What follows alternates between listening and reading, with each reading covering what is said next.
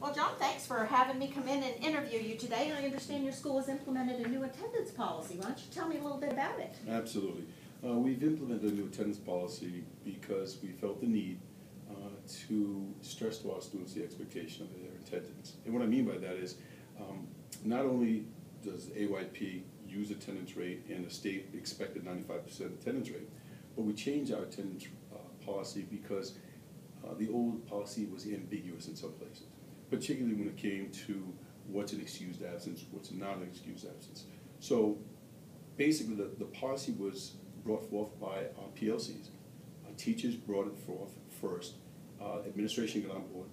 We talked to the PTA, talked to parents, got the parents involved, and ultimately the central office said, go ahead and let's look at some of the parameters for a new attendance policy. The attendance policy has been in place now for a year, and I'm happy to say that it's been very successful. In fact, to the point where our attendance policy went from 94.6 to 97.3 in 1 year. And what happened, because the state actually wanted us to verify those numbers, I think the most important aspect of the attendance policy is that our students now are very cognizant of their attendance. The attendance policy is predicated on how many times you're out, obviously, and we keep very strict data on how many times you're out, and the students themselves seem to keep this data too. That magic number is 8.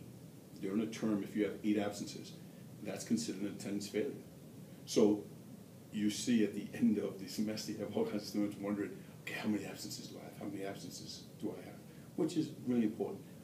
More than any other time, the students and, I can say, their parents are very cognizant of our attendance policy.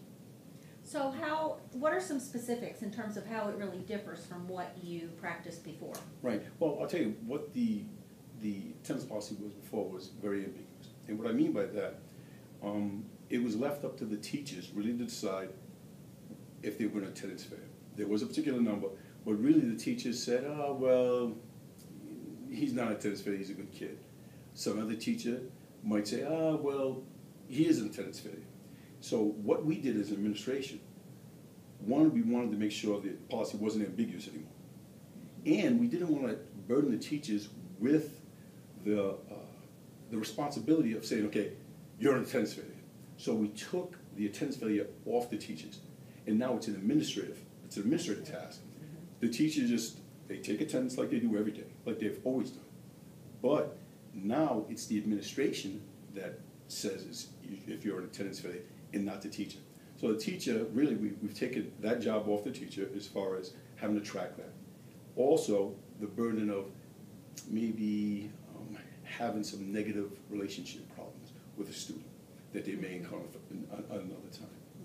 So ultimately, the attendance policy now is much more clear.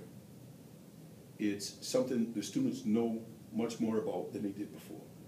And ultimately, it's been successful in that our attendance rate has gone up. So I can see where that is the case, where you have more consistency in how it's being implemented, because it's now like, I guess, by grade level administrator, kind of like across the board. Right. What happens is really the attendance policy is assigned to a particular administrator. I'm the victim in this case. Okay. It's assigned to me. However, we can still look at grade level. Ms. Rochelle, the other assistant principal, also looks at her grade level for attendance too. But ultimately, the overarching is on me, and then of course the principal and the superintendent. Okay. All right. So what happens if a student does, beside the academic failure, what other, I know that typically state attendance policy requires a social worker to get involved and so on. What else, yes. Are those things still in place? Oh, absolutely. In fact, there's a whole sequence of events that happens before your attendance fail.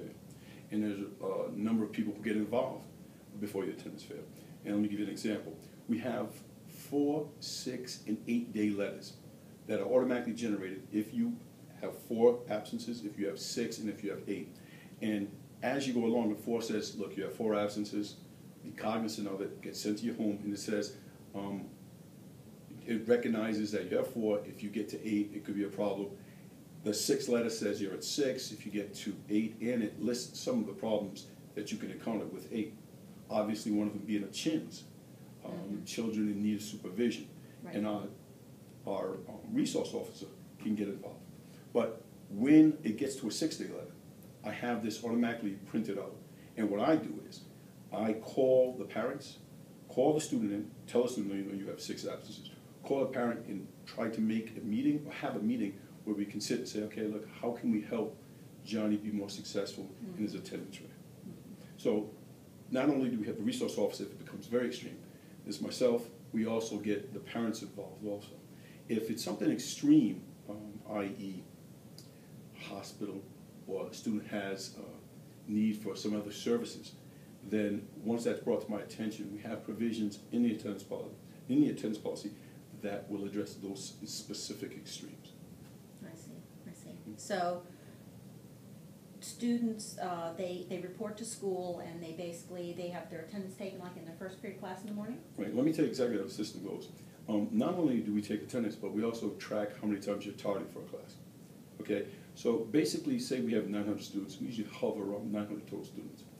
We track whether you're in each class, we'll say four blocks if you're here for the whole day. So we have some seniors, of course, who have truncated periods. But if you're here for the entire day, we have 900 students, so we track whether you're here for 4 periods. That's 3,600 pieces of data we track right there. But we also track whether you've been tardy. Okay, not in my accent, tardy, I'm sorry. If you've been tardy to class, that's another 3,600 pieces of data. We track 7,200 pieces of data a day to see if you've been in a particular class or if you've been tardy to a particular class.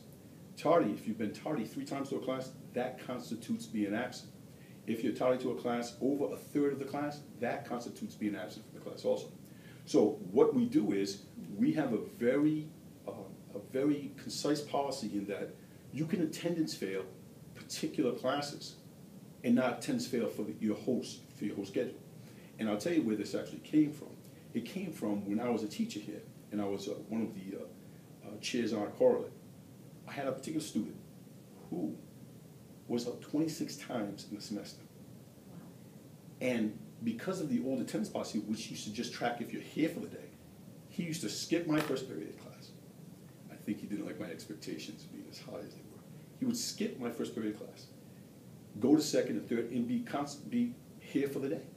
So what happened was, when we brought this up and we started discussing the attendance policy, my concern was that you should be tracked in each period, because he did not look like he had 26 times out for the whole semester, which of course would have been resource officer and some extreme measures. So we changed the attendance policy to track each period. So now what you see is, and what the data has brought out for me, is that students primarily will attendance fail a first period or a fourth period, either the beginning of the day or the end of the day. And of course, by tracking each period, we know who skips classes also. Right. Well, I understand that there's been an uptick in some, gang violence in your area, and I've heard particularly from some parents who are very concerned that, if they keep their child or children home because of concerns that they may have for personal safety, that those are still considered unexcused absences. What would you say to those parents? Right. Well, in that kind of extreme, and the attendance policy does have a provision for those type of extreme things.